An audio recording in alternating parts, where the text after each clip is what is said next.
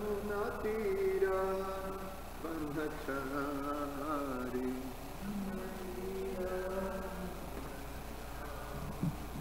Jaya Radha Madhava Kunja Bihari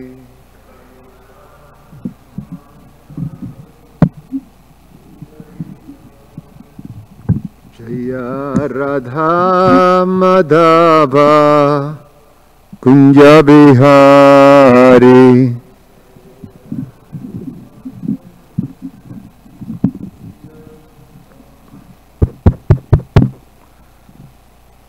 Jaya Vishnupad Paramahansa Parivrajacharya Ashto Tarashata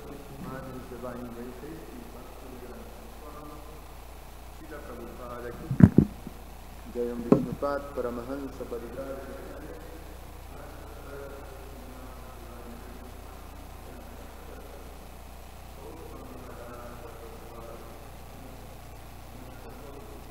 Vaishnava Vrinda ki, ISKCON founder Acharya Srila Prabhupada ki, Grantara Srimad Bhagavatam ki, Nitai Gaura Premanandi.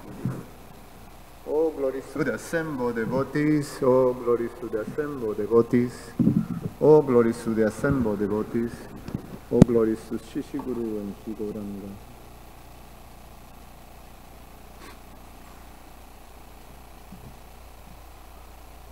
Om Namo Bhagavate Vasudevaya Om Namo Bhagavate Vasudevaya Om Namo Bhagavate Vasudevaya.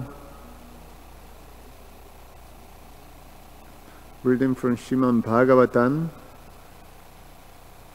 Canto 10, the Summon Bonon, Chapter 8, Lord Krishna shows the universal form within his mouth, text number 19.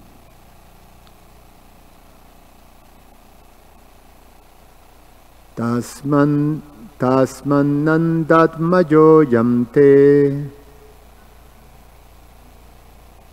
narajana samogunai Sriya kirtyanubhavena Gopajashva samahita Tasmannandatmajo nyante Narajana samogunai Sriya kirtyanubhavena Gopajashva samahita Tasmannandatmajo yamte Narajana samogunai Sriya kirtyanubhavena Gopajashva samahita. Please chant.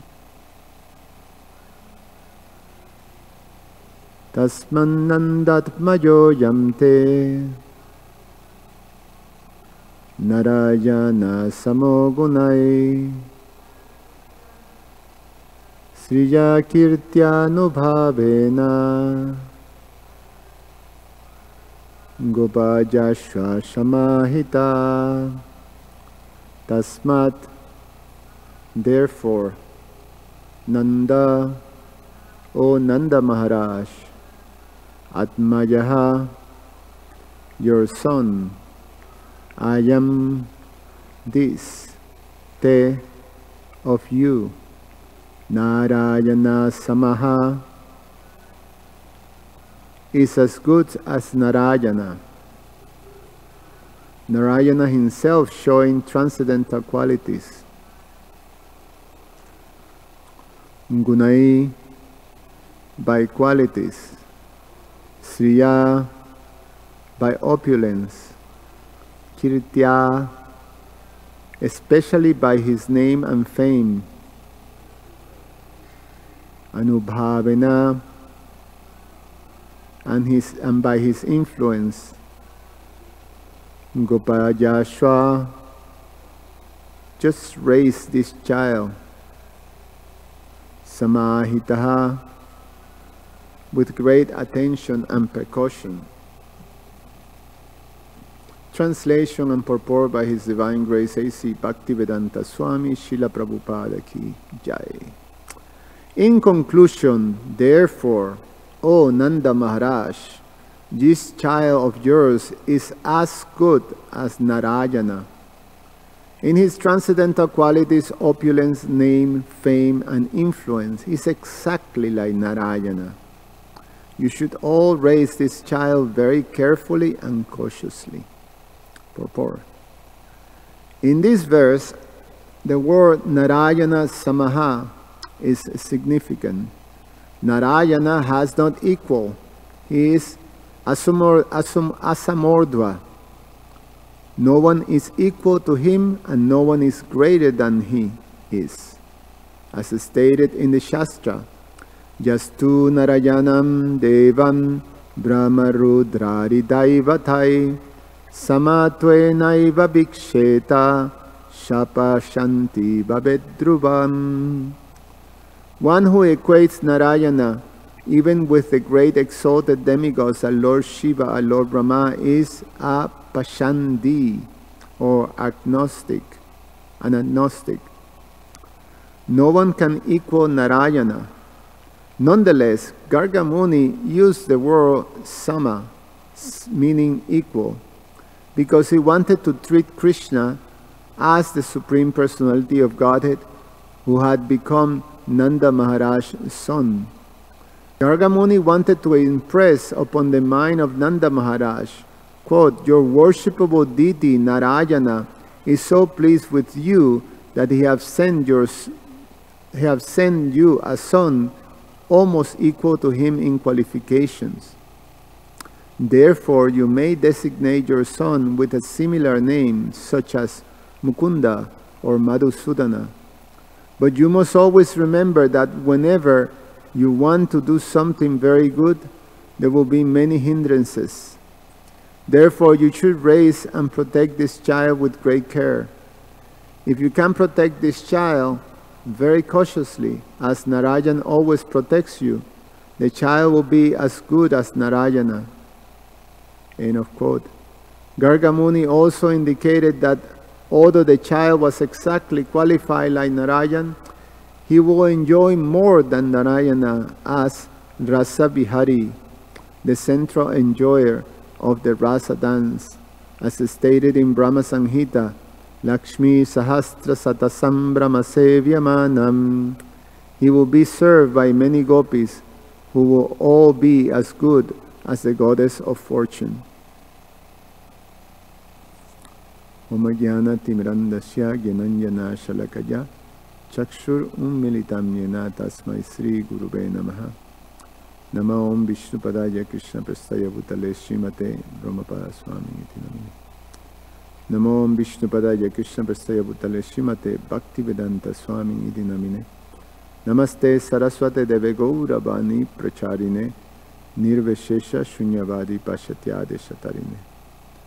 Vanchakalpatarubhyascha kripasindhubhyaiva cha patitanam pavanebhyo vaishnavebhyo namo namaha.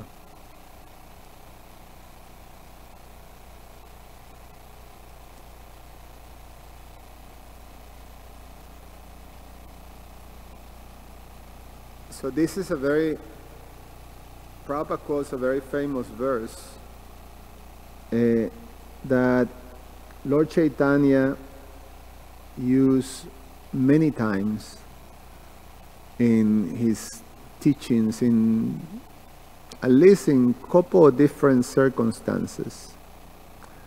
This verse, Jastu Narayanan Devam. So the famous part of the verse is this, that Prabhupada quotes also, but Lord Chaitanya does quite a bit, is this Sapa Shandi Babedruvam, that a person will be considered a Pashandi. Pashandi means an atheist or a non-believer or agnostic, or what the Christians will call, what is the word that they use? A hidden, and the Muslims will call, they have a name for it too. What is the name that they use? They have a name that I remember, hearing. So, non-believer, atheist, like that, Pashandi. So anyone who consider even the greatest demigods like Lord Brahma and Lord Shiva, what to speak of other demigods, what to speak of any type of jiva, to be equal to the Supreme Personality of Godhead Narayana, he is considered an atheist. So it's a very strong statement, because followers of Hinduism who base their beliefs in the Vedas, they have this idea that different demigods are equal to Narayan. So they have the famous Trimurti, or Lord Vishnu, Lord Brahma, and Lord Shiva to be supreme. And also there are certain sects in India that they understand also that these also extend to 5 principal deities. That is Lord Krishna, Lord Shiva, Lord Brahma, Durga Devi, and Lord Ganesh, I believe. So these are the 5, prominent deities that are considered supremely worshipable. And even others extended, in general, the Mayavadis, they understand that actually everybody, all the jivas, are equal with Narayan, are one with Narayan. So all of these people that are following or that are believing, or that having these conceptions, as per Sri Chaitanya Mahaprabhu quoting the scriptures, and this is not just Sri Chaitanya Mahaprabhu, this is the scripture, the Vedic scriptures, it's Shastra, they are considered Pasandi. So it's a very conclusive statement. Lord Chaitanya, at least there is 2 passages that I recall in which he established this fact. One was when he visited Vrindavan,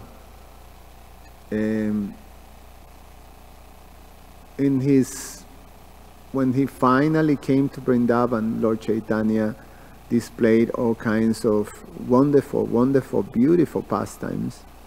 And part of his routine is that he will sit under this tamarind tree to chant the holy names. The place is called Imlitala, which is the tamarind tree. And it's by the Yamuna, it's by the shore of the Yamuna, so he will sit there and he will chant.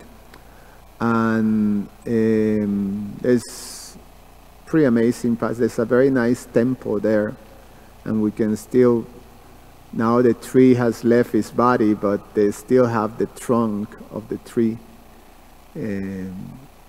there, so one can actually sit in the very place where Lord Chaitanya used to chant. So once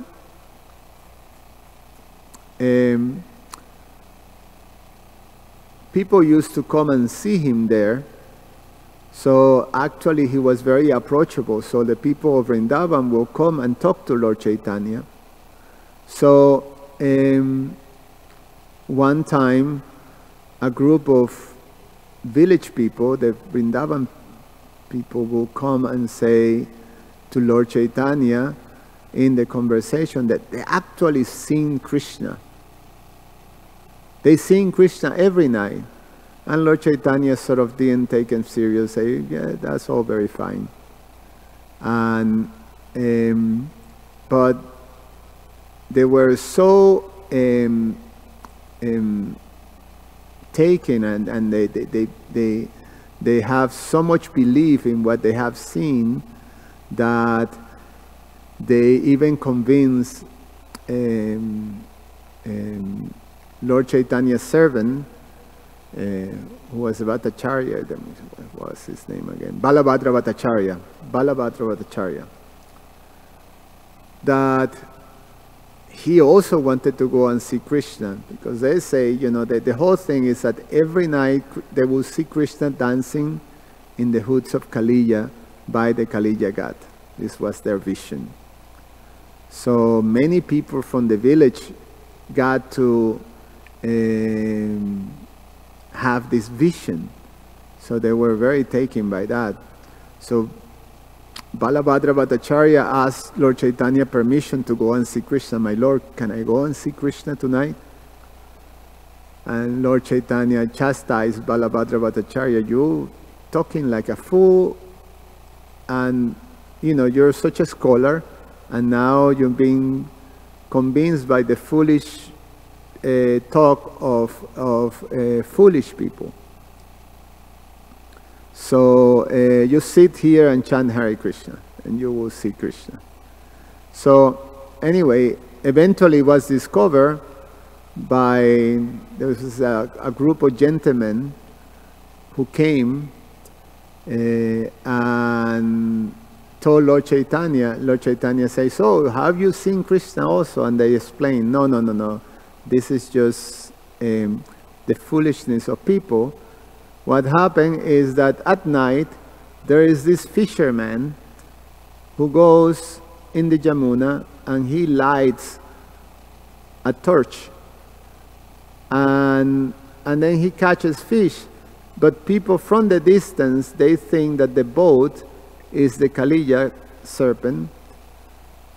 The light on the torch is the jewels on the hoods of the Kaliya serpent, and the fisherman is Krishna dancing on the top of the Kaliya. And so they got this illusion, and they're creating all this commotion in the village. But actually, the fact is that they seen Krishna. They actually have seen Krishna.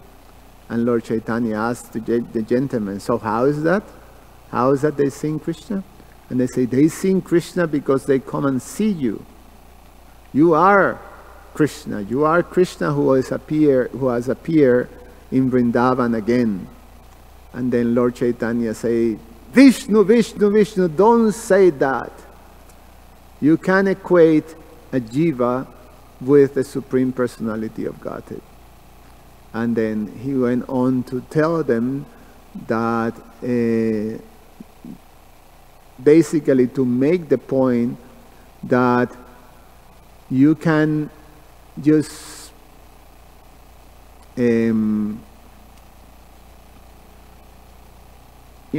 freely or try to equate anyone with the personality of Godhead. Whatever exalted this person may be, you cannot do that. So then he quoted this verse, that just to Narayana Devam. So Brahma Rudrari Daivata. Brahma Rudra, or any of the demigods. So to equate them, Sama Tvai Naiva Bhiksheta, then Shapashanti. You will be considered an atheist as per the scriptures. He also quoted this verse when he converted all the Mayavadi sannyasis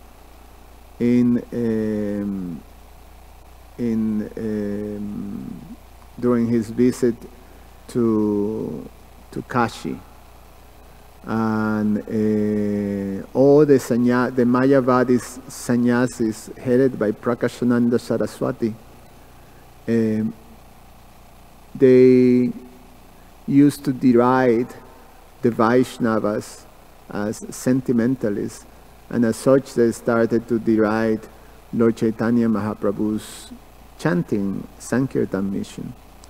So under the request of Lord Chaitanya's followers, he met the Mayavadis sannyasis headed by Prakashananda Saraswati, and then he was able to convert them into Vaishnavas.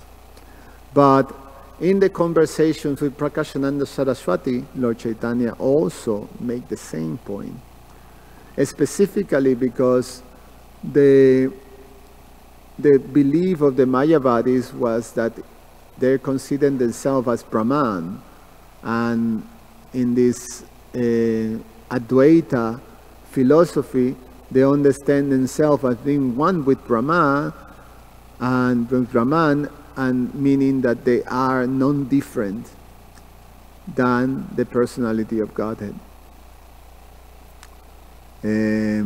So they equate themselves with.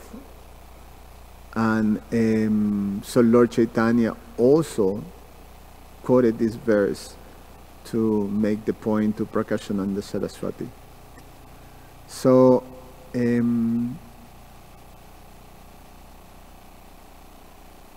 then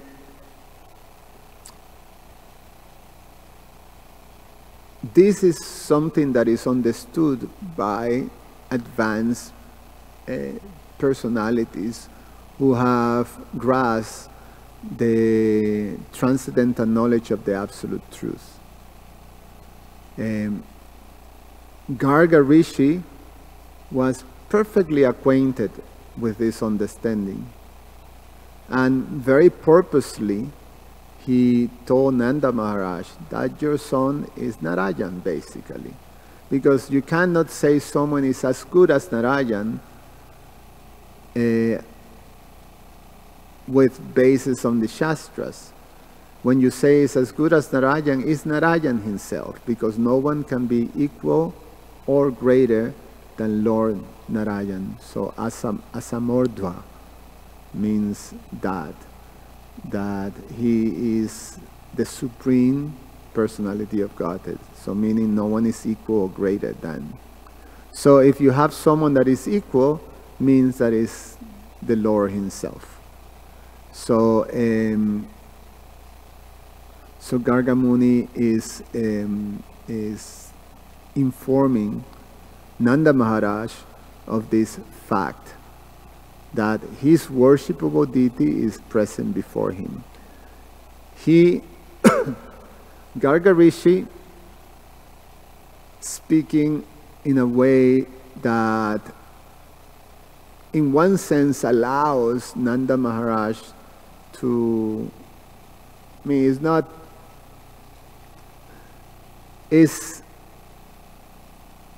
is perfectly understood when you analyze it with the help of transcendentalists or acharyas who have full knowledge of the absolute truth. Otherwise, it can be a bit confusing. So the expression on the knowledge is almost a little bit indirectly expressed. Because Garga Rishi can say to Nanda Maharaj, your son is God. But he didn't say that. He said he's as good as God. So, and he's still saying he's as good as God. He said you should raise this child very carefully and cautiously. Do you need to be careful and cautious with God? God is a protector. So why do you need to protect God? So in one sense, is allowing or setting the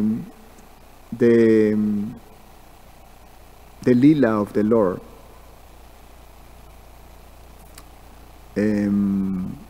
So he doesn't speak directly from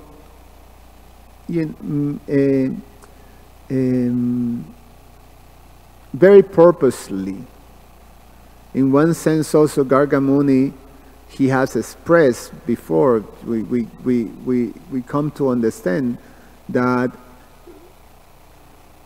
he is being careful to avoid Kamsa, to create too much disturbance for the devotees and for the people of Vrindavan, or to create so much disturbance in the pastimes of the Lord. So he is being cautious about, saying directly, either to Nanda Maharaj or as a matter of fact, to whoever is. I mean, Nanda Maharaj did this name-given ceremony in a very secluded manner, but Gargamuni was very cautious not to directly say, your son is God. So, so this is very much we get this sense right here.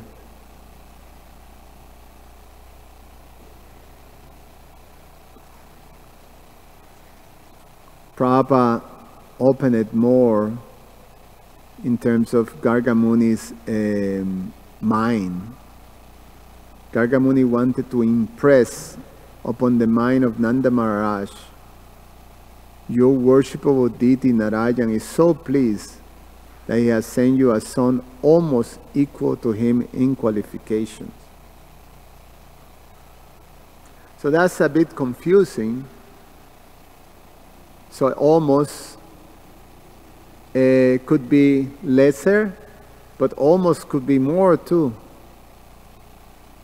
So in the case, the actual case is like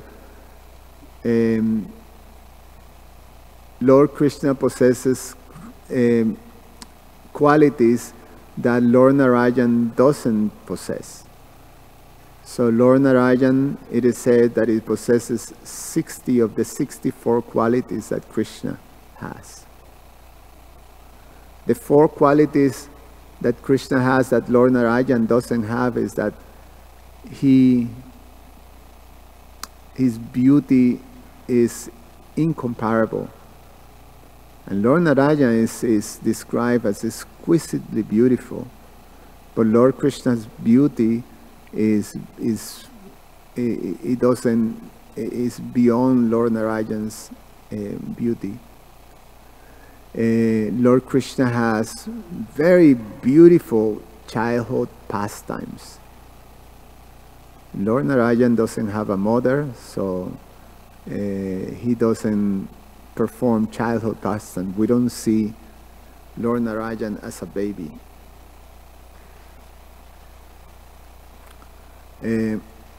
Lord Narayan, Krishna plays the flute that is it is always described as totally enchanting.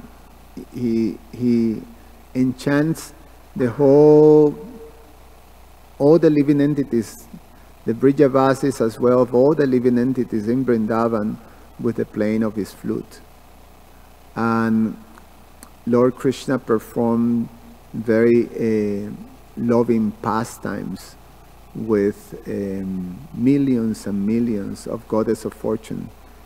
Lakshmi Sahasra Sataban Sambrahmasevya Manam. So Lord Narayan is served by goddess Lakshmi Devi, but Lord Krishna is served by hundreds and millions of Lakshmis that serve him in a very, very intimate way.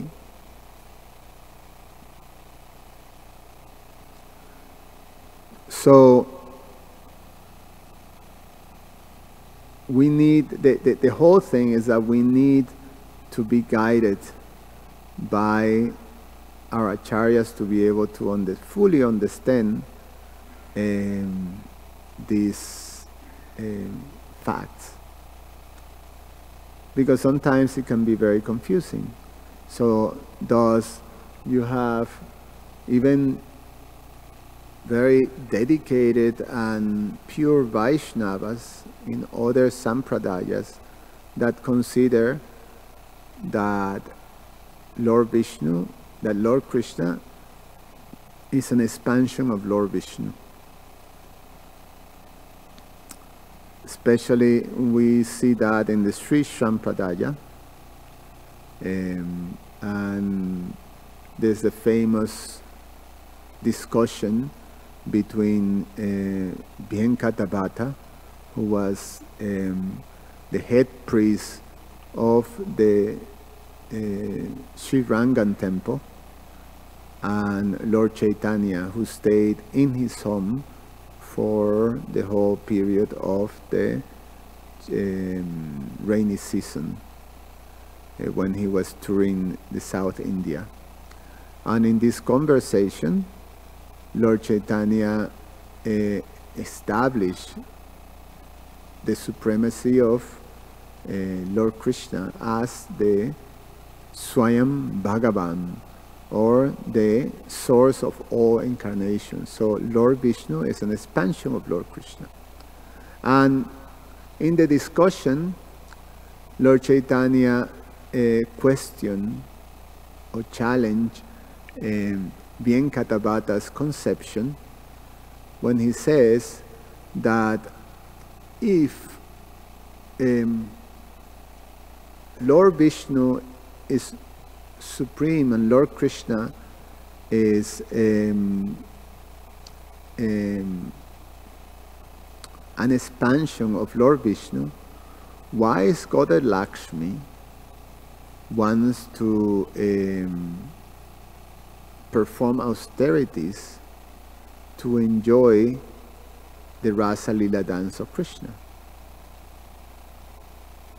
And then Bhagavata, he said, well, there's no problem with that, because there's no difference between Lord Vishnu and Lord Krishna.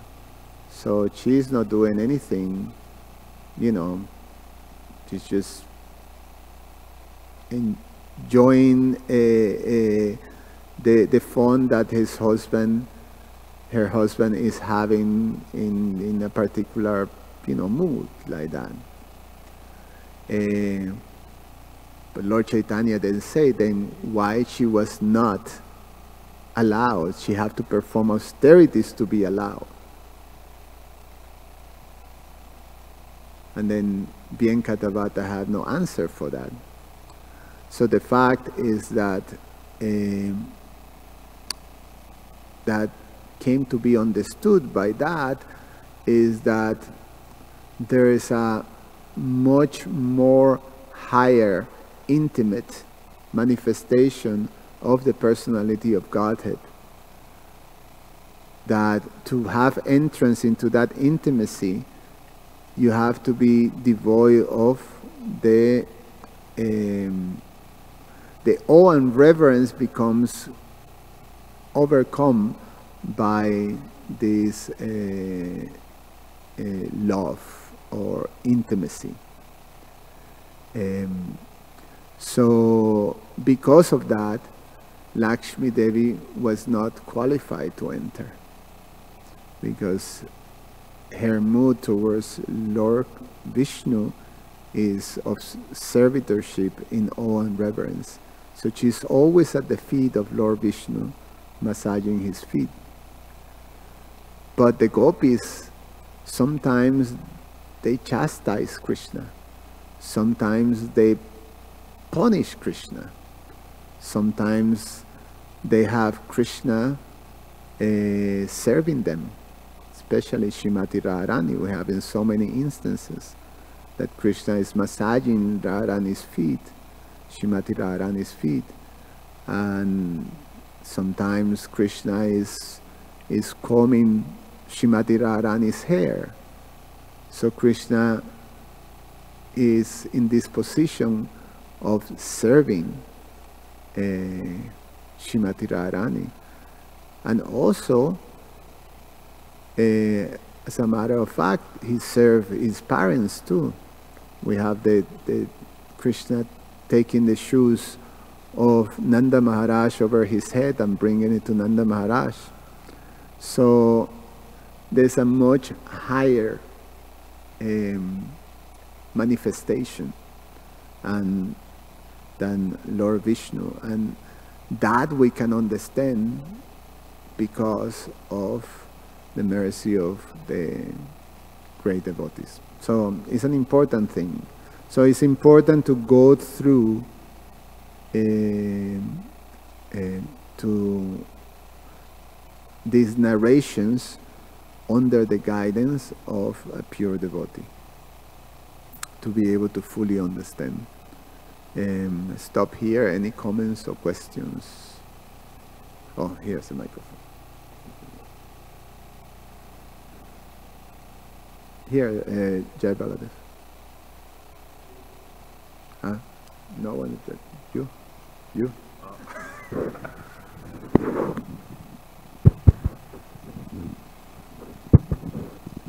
Hare Krishna Prabhu, thank you very class.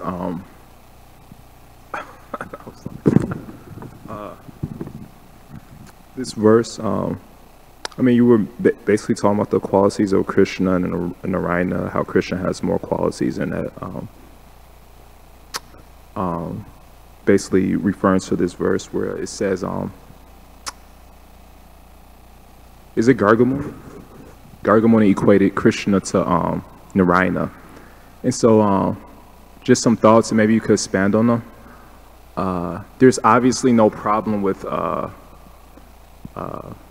Krishna considered, there's no problem with Krishna, Gargamuni considering Krishna equal to Narayana, because obviously they're the supreme controller, both of them. But we see that over and over again, the same theme appears in the Sastras, that there is a problem when we equate ourselves to the supreme controller. And even though we may not say it, I'll just mention, going along with the Indra theme that was mentioned the other day, is that Indra, even though he was devotee, and we see that sometimes devotees, you know, by Krishna's arrangement, sometimes become influenced that they're the supreme controller. So in the Govardhan Leela, Indra, he thought he was the supreme controller because he thought he had control over who lives and who dies. But when Krishna humbled him by lifting the Govardhan hill, he realized, oh yes, I'm not the supreme controller. And we see the common theme in the material world as practicing devotees or spiritualists. Obviously, you know, we may not try to kill others, but the tendency is that we do try to have the tendency to kill others' reputation because we think we have control over whose reputation lives and whose reputation dies, usually based on our position. Indra had a very powerful position, or maybe we have money or some opulence, so that's usually the tendency. But one thing I appreciate about Krishna in this regard is that some point I mentioned the other day is that Krishna, in the material world, we see so many, like, in the beginning of my Krishna consciousness, I would read so many things on the internet, you know, about this devotee, that sannyasi, but then I started reading that. But the one thing I've noticed of people who criticize devotees on the internet is that they always do it anonymously. You know, if you have to say what is true, then why don't you publicly reveal yourself? Because they know they're not the supreme controller. It may be true, but it's not the absolute truth, because you're not the absolute truth, meaning that you'll become entangled in some reactions, and you know that. So that's an indication that whatever you say, you know, it doesn't matter whether it's true. You're not the absolute truth. That's why you have to hide so anonymously.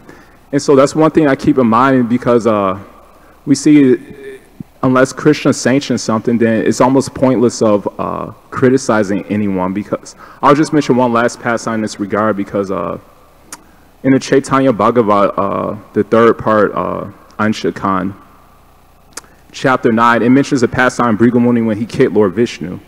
So in this pastime, it's described that Bhrigu Muni disrespected his superiors. He ignored Brahma, insulted Shiva, and kicked Vishnu. And so from an external point of view, if we see somebody who disrespects their superior, then naturally we'll criticize them, and rumors will go spreading around. But the funny thing about this pastime, it mentions that Bhrigu Muni purposely disrespected his superiors, not on his own will, but by Krishna's sanction, and Krishna mentioned it. And it says that anyone who criticizes Bhrigu Muni, thinking him disrespectful, that person will be vanquished. And so the conclusion of that chapter mentions that one should be, what Lord Chaitanya says, Orva Bahu Kari Koha Shuna Sarva Loka Nama Sutri Ganti Padakante E Shloka. One shloka that keeps us safe in all circumstances is to be more humble than a blade of grass, more tolerant than a tree, etc. Because Krishna, we can only see outside, but Krishna can see inside, because he's the absolute truth. So he knows all circumstances. That's why he says in the Gita chapter 7, Vedaham Samatitani Vartamanani Char Arjuna Bhavishani Chaputani Mam Tu Vedana Kashana. I know everything past, even before something happened. And I know everything past, present, and future. And I also know all living entities. Why? Because he's Ishwara Sarvabhutanam Hridesha Arjuna Tishati. He is situated within the heart of every living being. But we see this common theme pierce up again and again, where we see that, you know, people, or sometimes our devoted relationships, we speak something because we think we have influence over somebody's reputation, etc. I'm in control. But just because we say something privately, that doesn't mean it will prevent us from receiving a reaction from him, because Krishna has eyes everywhere. We may install surveillances, but Krishna has surveillance in the heart. And so how is a person to know, if I have to ask a question, whether I'm receiving a reaction? Usually the reaction is that I don't have any peace of mind, usually, and I don't have any taste for Krishna Katha. But still, that may not click. So what is the person to do? How do they know that I'm receiving? So we have so many reactions. Of course, we have to be humble about it, that whatever, that's why I'm miserable. I have so many karmic reactions. But how does the person to know why I'm not improving my Krishna consciousness, and how do I know I'm receiving reactions from equating myself to the Supreme Controller?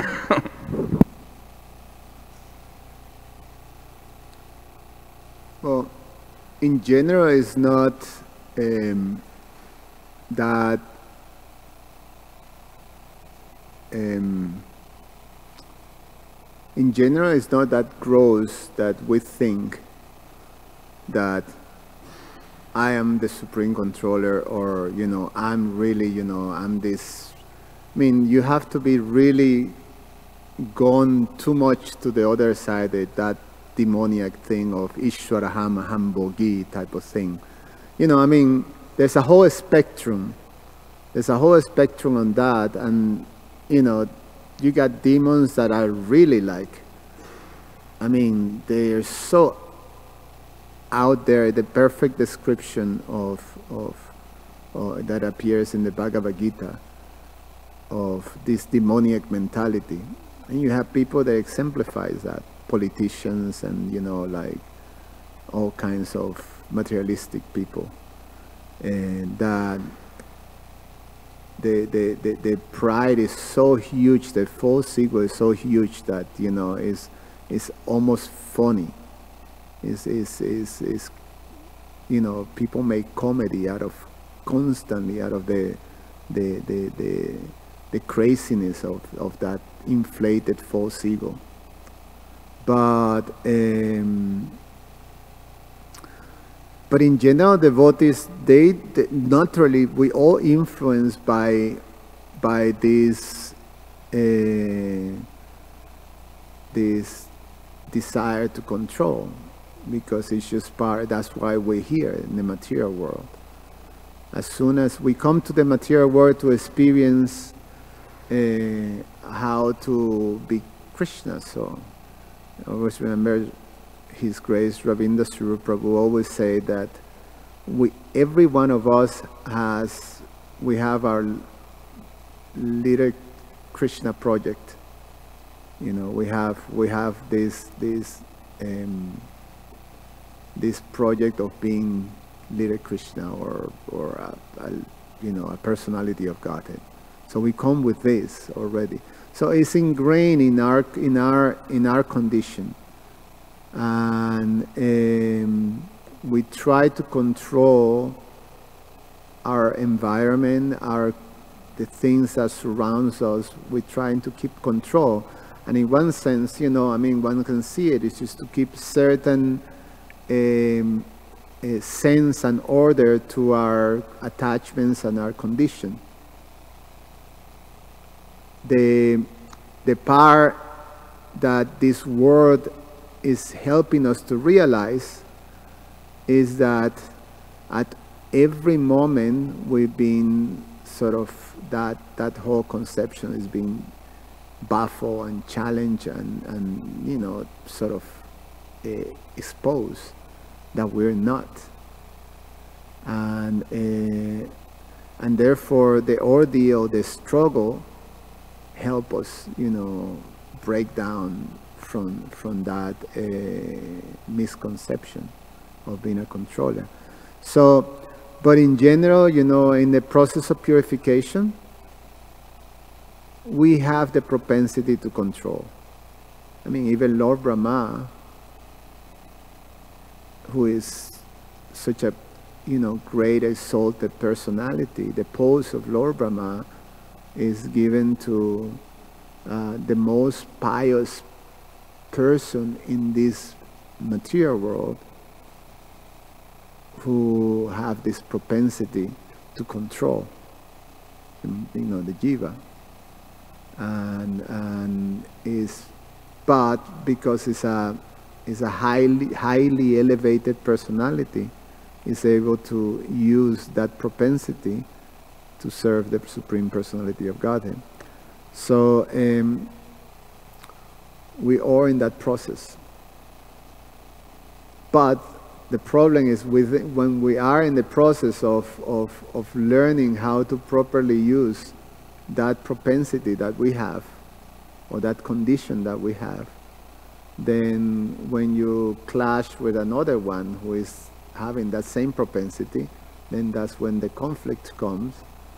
But that in itself is part of the whole purification thing, because it's not a smooth ride, because it's an impossibility. We're not the controllers, so we have conflicts. So for devotees, it's almost like a necessary thing to be around. We're around devotees, and we have to deal with the conflicts that arises out of clashes of egos. So each one of us have to make the point of overcome that. Otherwise, it will escalate to the point that it can become dangerous for your advancement in Krishna consciousness in this lifetime. So we have no choice to actually pay attention to that. Otherwise, we get stuck. It's the problem with the spiritual growth is that there's no hovering. It's either you go up or you go down.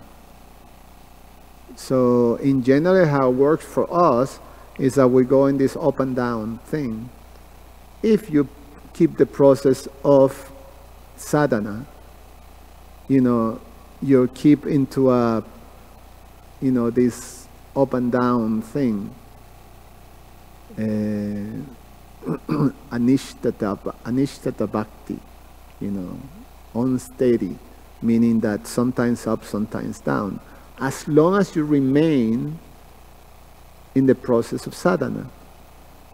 But if you start to lack in the following the process of sadhana, and you start to just not following sadhana, then what happens is that all the things, when it start to go down, there's no going up. There's that danger. You can start to go down and down and down.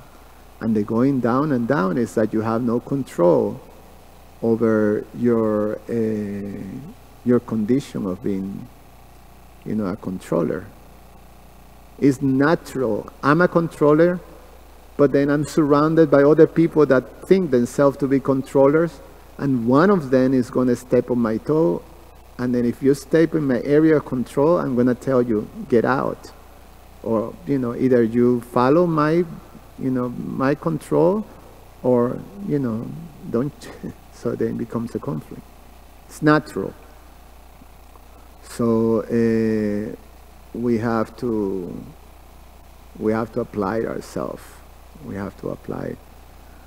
It's a dangerous game to rationalize and to sort of trying to remain into a status quo, more or less. My comfort zone. There's never a moment of a comfort zone in our process of devotional service, in a process of purification. There's no comfort zone. If we get comfortable, it's going to be problematic. You have to get shut down of that comfort zone. You always have to be, pushing and pushing and pushing until you're able to break through. So, some talks on that. Karunanidhi Prabhu.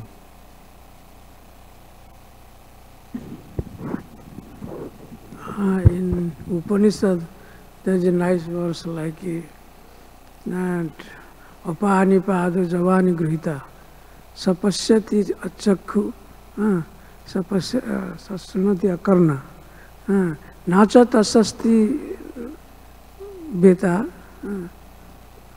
tamahoragam purusham mahantam. There is the line that is, no, there is nobody is saveti vetam nacha tasasti beta. Saveti vetam means nobody knows more than Krishna, anything, and nobody is equal with him. That's why Prabhupada always used one word, asamavrudha. Asamavrudha means nobody is equal with him and nobody is greater than him. Like in Bhagavad Gita also similar verse, mata parataram nanyat kinchit asti dhanajaya. Nobody is equal to him or greater than to him. So here of course that Garg Muni is stating, he is not equating but he is telling just like, because Nanda Maharaj had a particular deity in his room, in his home, that he was following Narayana. That's why he is just giving similar, not equating. That's what Bhagavatam is telling. That is, I was told, not equating. He's just giving just to get a, same time he is trying, Garg Muni is trying to put him in illusion, like that, again in the next moment he is telling that you have to protect the child. So if he is a supreme Lord, then what is the use of protecting? So that means in his intention, according to his intention, that is he want to put in Nanda Maharaj also in illusion, just to enhance his parental love. So another thing also, your thought was coming about, you mentioned very nice things about Venkat Bhatta. Venkat Bhatta is actually, he is very, by Lord Chaitanya's mercy, his family is very glorious. Like in Chaitanya Charitamrita we see that his brother, he had two brothers, one brother, his name is Prabodhananda Saraswati. He is a very great, we have seen a lot of slokas from him, verses he composed. And also his son is Gopal Bhatta Goswami.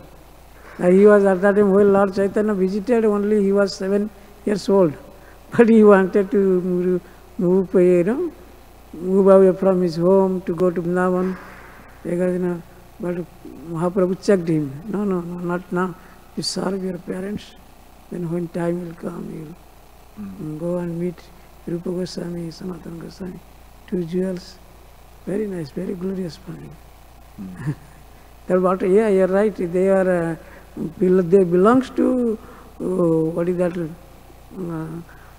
What is that called? They Sri Sampradaya. What is that? Sri Sampradaya. But later Chaitanya Mahaprabhu converted to him. These are Gaudiya Vaishnava. Right. Very nice family. Yeah. Thank you. Thank you, bro. I'm going to finish here, if it's all right with you. I actually have to run. Thank you so much. Garantara Srimad Bhagavatam ki jai.